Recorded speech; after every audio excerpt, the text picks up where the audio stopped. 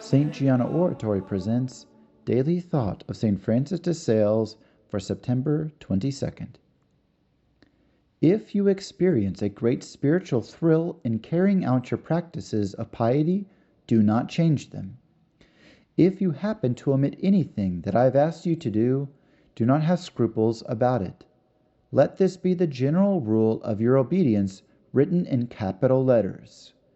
Do everything for love and nothing through force. Love obedience more than you fear disobedience. I want you to have the spirit of liberty. From the life of St. Francis de Sales.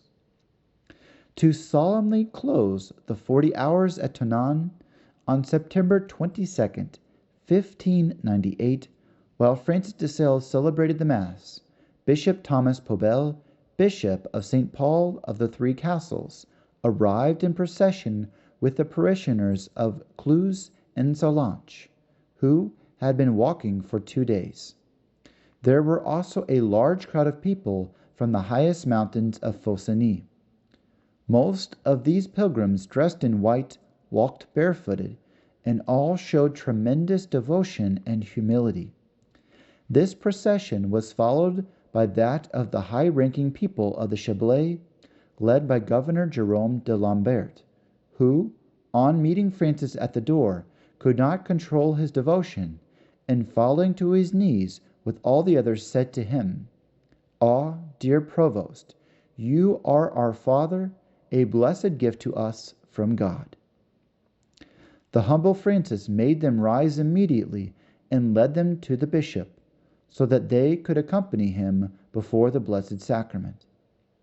In the afternoon, the procession from Evian arrived with a huge crowd of children dressed as angels, who carried various instruments of the Passion of our Savior.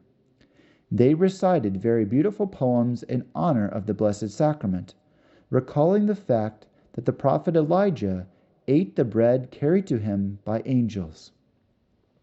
At sunset, the procession from Ternier finally arrived. Due on the previous day, the pilgrims had been stopped and detained at Geneva just as they passed under the walls of that city.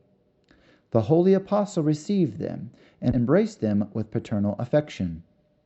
With the help of Father Carabin and Canon de Sales, he preached, he heard confessions, and consoled all those wonderful people for the better part of the night. So it was said that the last to arrive were the best welcomed, because, after the crowd had scattered, they could more easily approach the holy apostle.